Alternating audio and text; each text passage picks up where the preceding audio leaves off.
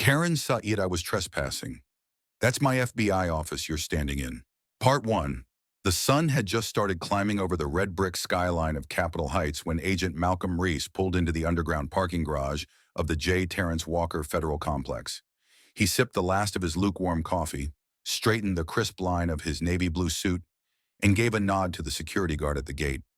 It was supposed to be a quiet Monday, a day of paperwork and internal briefings before the fieldwork resumed midweek. But nothing about that morning was going to be quiet. Upstairs in the main lobby of the complex, a shared space for several federal departments, including a regional FBI office, Karen Whitmore stood by the information desk with narrowed eyes and a deep frown. Platinum blonde hair in an impossibly tight bob, phone clutched in a rhinestone case. Karen had already lodged 3 complaints that morning. The flags weren't flying at the proper height. Someone had parked crooked. And now there was a suspicious man walking toward the elevator. "Excuse me," she said sharply to the receptionist. "That man, right there, the one in the dark suit with the briefcase. He doesn't look like he belongs here." The receptionist looked up and blinked. "That's Agent Reese. He works on the 4th floor. FBI." Karen scoffed. "I don't care if he's the president. He was looking around like he was casing the place. I know suspicious behavior when I see it. I'm calling the police." "Ma'am, you're in a federal building." But Karen was already marching to the corner of the lobby, tapping on her phone and whispering with conviction. She didn't know who Malcolm Reese was. Didn't care. All she saw was a tall black man in a tailored suit carrying a briefcase. And in her mind, that was enough to justify suspicion. Downstairs, Malcolm waited for the elevator. The familiar chime echoed off the marble walls. He stepped in, greeted 2 fellow agents, and punched in his floor. As the doors closed, he noticed Karen pointing directly at him, phone held high as if she were filming a crime. He sighed. The commotion began the moment he stepped off the elevator. 2 Capitol Heights PD officers were standing near the lobby, just past the security checkpoint, clearly called in by Karen. They didn't even ask for ID at first. They moved toward Malcolm with tense body language. "Sir, can we speak with you a moment? Step this way." Malcolm raised an eyebrow. "Of course. May I ask why?" "We received a report of a potential trespasser." Malcolm blinked. "Trespasser? In my own office?" Karen, now emboldened, walked over. "That's him. I saw him acting nervous and looking at the security cameras. I think he was planning something." The entire lobby had gone quiet. The receptionist interjected again. "He's an FBI special agent. I told her already." One of the officers turned red. The other muttered, "Do you have credentials, sir?" Malcolm reached slowly into his breast pocket, pulled out his ID wallet, and opened it. The badge gleamed under the lobby lights. Federal Bureau of Investigation. Full credentials. Full access. Karen's face turned from smug superiority to dawning dread. The officer swallowed. "My apologies, Agent Reese. You didn't ask. That's the problem." He looked at Karen.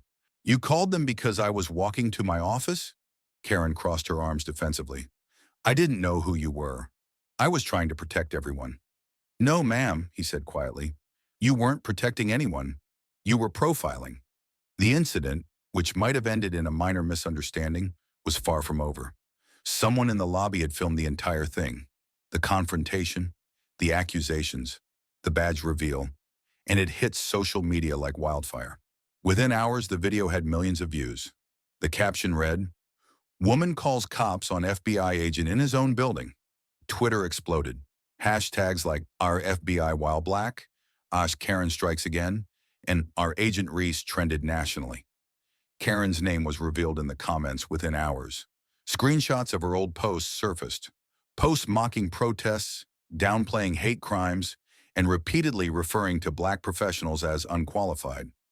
The public response was swift and brutal. News stations replayed the clip. Commentators debated whether racial profiling had become institutionalized among civilians. Others pointed out that had Malcolm not been an FBI agent, the situation could have ended tragically. Malcolm's supervisor pulled him aside that afternoon. "You okay?" "I've been worse," he replied. "But this feels different. It's public now." "You want us to put out a statement?" "No, not yet. Let them see it. Let them feel the silence." Karen, meanwhile, was losing her grip. Her Facebook was flooded. Her employer, an events coordinator for a local nonprofit, suspended her. She tried to post an apology, but it was half-hearted and passive-aggressive. I was just trying to do the right thing. I didn't mean to offend anyone. Nobody bought it. Malcolm, sitting in his office that Friday, read through dozens of letters, some from people thanking him for staying calm, others from fellow Black professionals sharing similar stories of being treated as threats. He read one twice. It came from a 12-year-old boy in Baltimore. "Dear Agent Reese, I saw what happened to you. My dad said you were brave. I want to be like you someday." Malcolm put the letter down. His jaw clenched. The next Monday, a large bouquet of white lilies appeared at the FBI office front desk. No note attached. Karen had been fired. Her face was on every major news site. But for Malcolm, it was never about vengeance. He walked past the lilies, adjusted his badge, and gave the receptionist a nod. "You okay, Agent Reese?" He smiled slightly. "I'm right where I belong." And outside the glass doors, a crowd had begun to gather, peacefully, holding signs that read, "Respect exists in every color. Stop policing Black identity. We stand with Agent Reese." Part 2, Aftershock. The days following the incident were anything but quiet. Agent Malcolm Reese's inbox flooded with interview requests, public statements of support, and disturbing threats. The FBI's Internal Affairs Unit opened a review, not on Malcolm's actions, but on the interaction between local police and federal personnel. What could have been brushed under the rug a decade ago was now national news.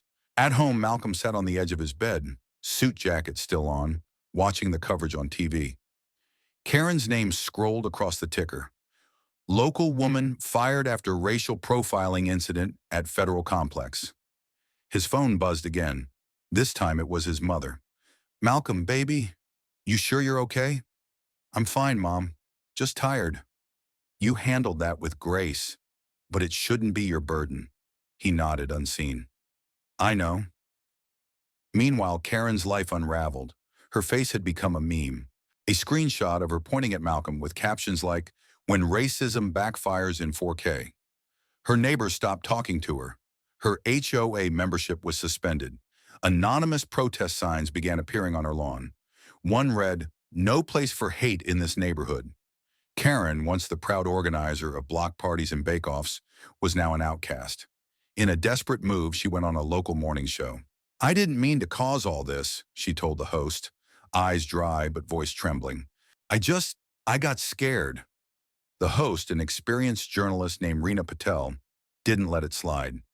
"You were scared of a man in a suit walking into a federal building? Why?" Karen hesitated. I don't know. Maybe the media's made us all nervous." Rena's expression sharpened. "Or maybe you saw a Black man and assumed the worst." The interview went viral too, but not for reasons Karen had hoped. Back at the FBI complex, Director James Ellison requested a private meeting with Malcolm. "I want you to know," Ellison said, "we stand behind you. I've been asked to send you on leave for a bit, just until the storm passes. But I don't want to do that unless it's what you want." Malcolm stared at the mahogany desk between them. "No, sir, I don't want to disappear. Not now." Ellison nodded. "Then what do you want?" Malcolm didn't answer right away. "I want a community forum. Here, in this building. I want people to know who we are and who we're not." Ellison leaned back. "That's bold. You'll be the face of it." "I already am. Might as well use it." 2 weeks later, Malcolm stood on a makeshift stage in the FBI's community auditorium. Hundreds of residents, activists, clergy members, and local officials gathered. Even some off-duty officers came. A huge banner behind him read, "Building Trust Through Truth." He told them about that Monday morning. Not just the incident, but what it meant. About all the times he'd been followed in a store, passed over in meetings, assumed to be a threat. He ended with, "I wasn't angry that morning. I was tired. But today I'm not tired. I'm ready to change this conversation for good." The room rose in applause. Afterward, a small woman in a floral dress approached him, eyes brimming. "Agent Reese, I'm a teacher. I brought my 8th graders here today. We've been talking about justice and race in class. You gave them someone real to believe in." He shook her hand, humbled. Outside, the news vans waited, and just around the corner, Karen watched from her car. She didn't go in. She couldn't. But for the first time, she didn't feel like the victim. She felt something else, something she hadn't allowed herself to feel before: shame and the beginnings of understanding.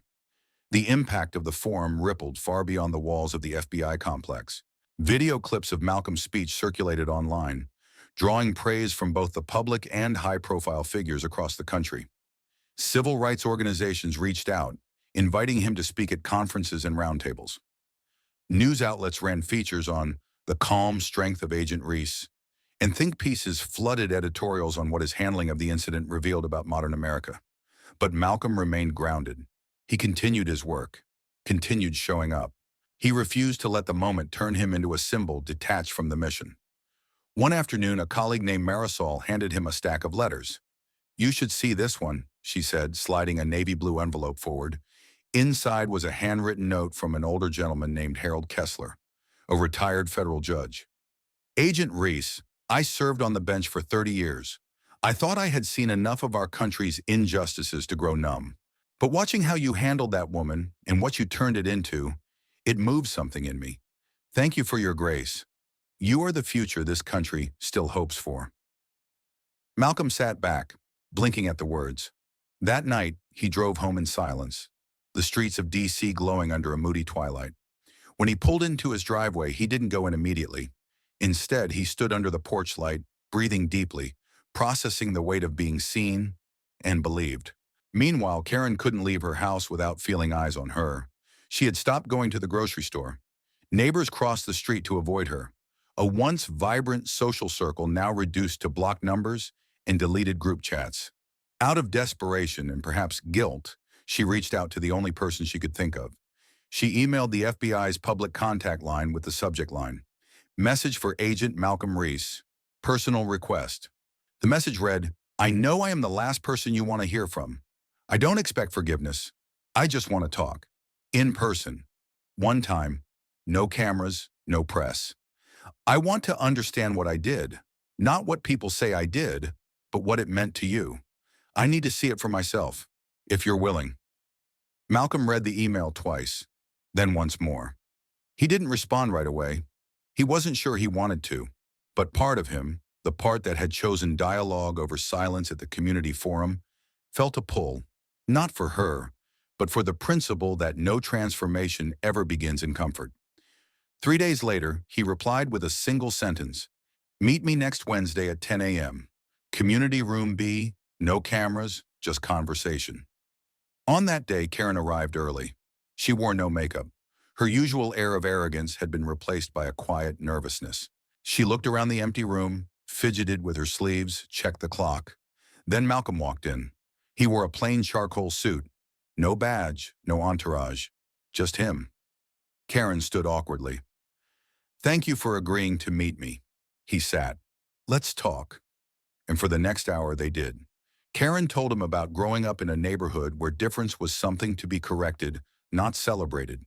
She admitted she had never questioned her own reactions until the entire world forced her to. Malcolm listened, not to excuse her, but to hear the truth of her ignorance. When she finally fell silent, he leaned forward. "You don't need to understand what it meant to me, Karen. You need to understand what it means to everyone who looks like me. That your fear can become our danger. Your assumptions, our arrest, or worse." Tears welled up in her eyes, not from shame alone, but from clarity, the kind that burns through old walls like sunlight through frost. "I'm sorry," she whispered. "Not for getting caught. Not because I lost everything. I'm sorry for not seeing until now." Malcolm stood. "Then start seeing. From now on." He left her there, in that cold room. But something had changed. Outside, the wind moved gently through the autumn trees. Karen stepped out alone, but not untouched. The impact of the forum rippled far beyond the walls of the FBI complex. Video clips of Malcolm's speech circulated online, drawing praise from both the public and high-profile figures across the country. Civil rights organizations reached out, inviting him to speak at conferences and roundtables. News outlets ran features on the calm strength of Agent Reese, and think pieces flooded editorials on what his handling of the incident revealed about modern America. But Malcolm remained grounded. He continued his work, continued showing up. He refused to let the moment turn him into a symbol detached from the mission. One afternoon, a colleague named Marisol handed him a stack of letters. "You should see this one, Ram," she said, sliding a navy blue envelope forward. Inside was a handwritten note from an older gentleman named Harold Kessler, a retired federal judge. "Agent Reese, I served on the bench for 30 years. I thought I had seen enough of our country's injustices to grow numb. But watching how you handled that woman and what you turned it into, it moved something in me. Thank you for your grace. You are the future this country still hopes for." Malcolm sat back, blinking at the words. That night, he drove home in silence, the streets of D.C. glowing under a moody twilight. When he pulled into his driveway, he didn't go in immediately. Instead, he stood under the porch light, breathing deeply, processing the weight of being seen and believed. Meanwhile, Karen couldn't leave her house without feeling eyes on her. She had stopped going to the grocery store.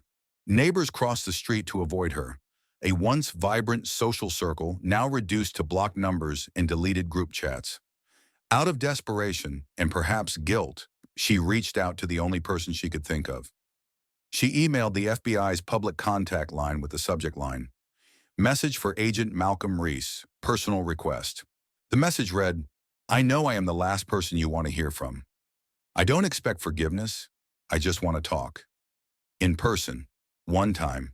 No cameras, no press. I want to understand what I did. Not what people say I did, but what it meant to you. I need to see it for myself. If you're willing." Malcolm read the email twice, then once more.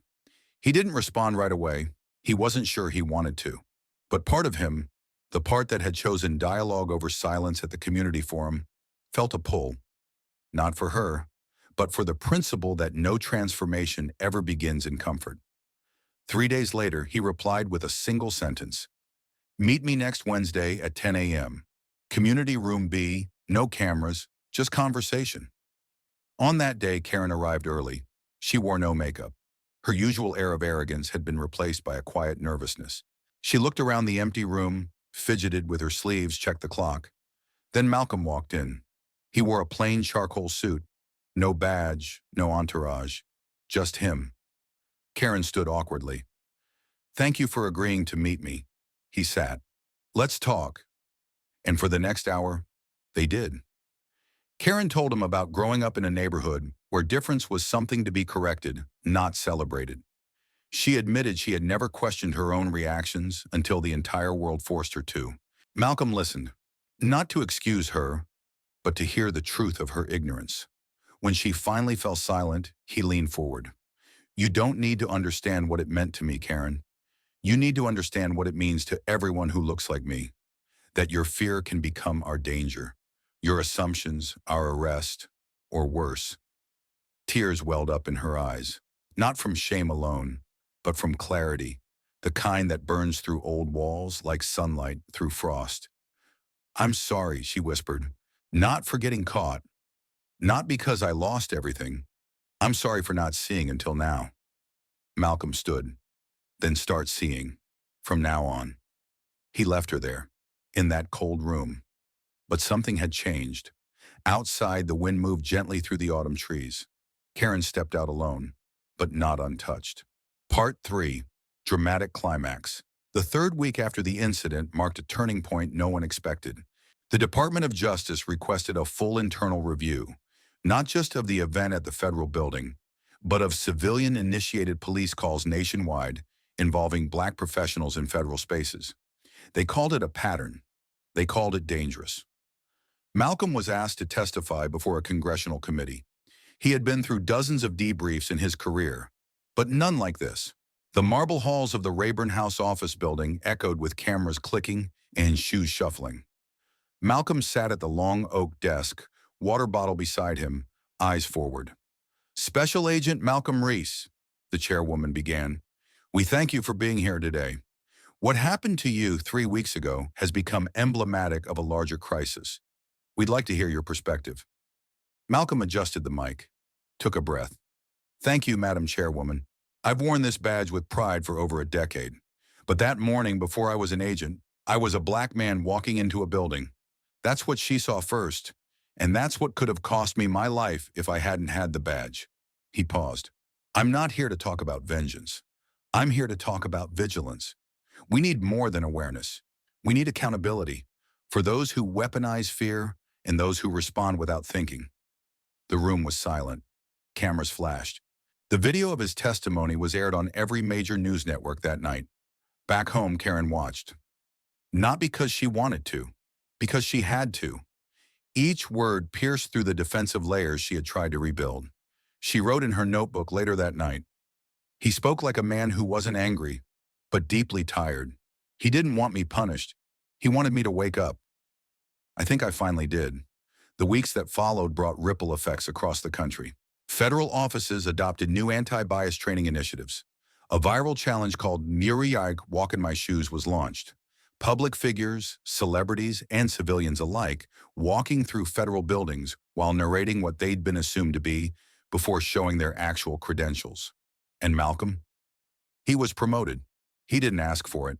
He didn't lobby. But leadership saw something that couldn't be ignored. Integrity that carried more weight than a rank. Assistant Director Reese. The title felt both surreal and overdue. At his swearing-in ceremony, the auditorium overflowed. But one seat near the back stood out. Karen. She didn't speak, didn't interrupt. She came to witness. After the ceremony, Malcolm caught sight of her, nodded once. She nodded back. No more. No less. Then came the email that changed everything. The National Civil Rights Symposium invited Malcolm to deliver the keynote address. The title was simple, From Trespasser to Leader. In his speech, he didn't talk about Karen. He talked about America, about how fear festers when ignorance is left unchecked, about how true justice isn't revenge, it's reform, and about how some of the deepest healing begins when someone dares to say, "I was wrong." He ended the speech with a quote from his late father. "Respect isn't given to a badge, it's given to the soul wearing it." On the way out, a woman in her 60s approached him, tears brimming. "You changed my son's life. He was going to quit the academy. Said he was tired of being treated like a suspect in uniform.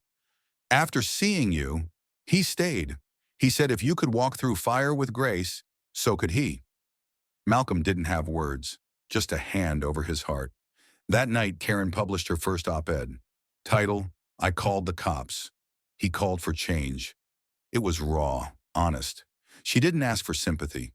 She wrote, "I saw danger where there was dignity. I saw threat where there was discipline. I made a call, but he made a movement. And I'm trying, truly trying, to walk in the opposite direction from where I once stood." The piece was shared by the Southern Law Review, the NRLRACP, and even the FBI's official Twitter account. 6 months later, Malcolm launched a mentorship initiative for young Black students interested in federal service. It was called Project Watchtower. Karen donated anonymously, but Malcolm knew. He didn't thank her, didn't need to. He simply ensured every donor received a journal, embossed with one phrase, "What I didn't know yet." Part 4, Resolution. The next spring, cherry blossoms bloomed across Washington, D.C., blanketing the city in gentle pink and white. On a warm April morning, Malcolm stood outside a modest high school on the southeast side of the city. He wasn't in a suit today, just slacks, a collared shirt, and the unmistakable calm he carried like armor. Project Watchtower had brought him here. Inside, rows of students waited in the school auditorium. The banner overhead read, "Federal Careers, Real People, Real Impact." The idea had been simple. Put real agents, analysts, and leaders in front of underrepresented youth. But for these kids, seeing someone who looked like them leading at the highest levels wasn't just inspiring, it was life-altering. Malcolm spoke about resilience, about ethics, about how he almost quit the bureau once, until he realized his presence was the change. After the talk, a young girl named Layla approached him. She was maybe 15, with thick glasses and an oversized hoodie. "My brother told me about you. He said you made people stop being scared of us. Is that true?" Malcolm knelt slightly to meet her eyes. "No one person can do that, Layla, but we can help people see the truth, and sometimes that's enough to start something bigger." That weekend, Karen sat in a modest coffee shop downtown. Her laptop was open to a draft titled, the distance between then and now. It had taken her months to get past her own guilt, longer still to find her voice. But now she was writing not to erase what happened, but to preserve it as a warning and a lesson. She now volunteered weekly at a multicultural community center, helping immigrant families with administrative paperwork and job applications. When someone once asked why, she'd answered, "Because silence helped me stay ignorant. I'm done being quiet." Her life looked different, quieter, more honest. And for the first time in years, she wasn't trying to be admired. She was trying to be useful. The following June, a national documentary premiered, The Color of Authority. It chronicled stories of discrimination in federal spaces and opened with Malcolm's story. It showed the surveillance footage from that day. It showed his testimony. It showed his silence when he stood before a crowd, not as a victim, but as a leader. The film won awards. But more than that, it won conversations. Schools began using it in curriculum, police departments in training. Karen watched it privately the night it aired, clutching a journal to her chest, tears rolling freely. She finally saw the whole thing, not from the outside looking in, but from within. Malcolm and Karen never became friends. But on the first anniversary of the incident, they met again, this time at a civic event. Malcolm speaking to a new class of agents, Karen seated quietly in the audience. When he finished, they crossed paths on the way out. She offered her hand. He shook it and said, "You're still writing?" "Trying," she replied. "Still learning?" He nodded. "So am I." On a quiet summer morning, Malcolm visited the grave of his father. He placed a hand on the stone and whispered, "I tried to honor what you taught me. I hope I'm doing it right." A breeze moved through the trees, gentle, assuring. As he turned to leave, his phone buzzed. It was a message from a new recruit at Quantico, a black woman in her late 20s. She had read about him, she said. His story gave her courage to stay. She ended her message with, "I hope I get to serve under your command one day." Malcolm smiled. Maybe one day, he thought. And with that, he walked back toward the car. A man who had been mistaken for a trespasser. A man who turned pain into purpose. And a nation that, slowly, painfully, had started listening. Side story. 2 years later, the mural spanned the entire west-facing wall of the new community center in Anacostia. Vivid colors blended into sharp lines. The silhouette of a man in a suit standing tall, his badge clipped at his belt, and behind him, shadows of others rising up. Above it, in bold letters, "Purpose born from pressure." Malcolm stood before it now, hand in pocket, wearing a modest smile as dozens of students posed for photos beneath the painting. Project Watchtower had just opened its first independent headquarters, a training and mentorship hub for underrepresented youth dreaming of careers in public service. Nearby, Karen was helping organize a literacy drive, sorting boxes of donated books into labeled bins. She wore jeans, a t-shirt that read, "Listen, Learn, Grow," and a simple name tag, "Volunteer, Karen W." She hadn't seen Malcolm yet, not since the ribbon-cutting ceremony, but when their eyes met across the room, it wasn't awkward, it wasn't tense, it was respectful. They didn't need to talk. The work they were both doing spoke loud enough. Outside, as the afternoon sun dipped low, a group of kids laughed and ran through the courtyard. On one bench, a small bronze plaque gleamed. It read, "In honor of those who changed and those who helped them find the way." The end.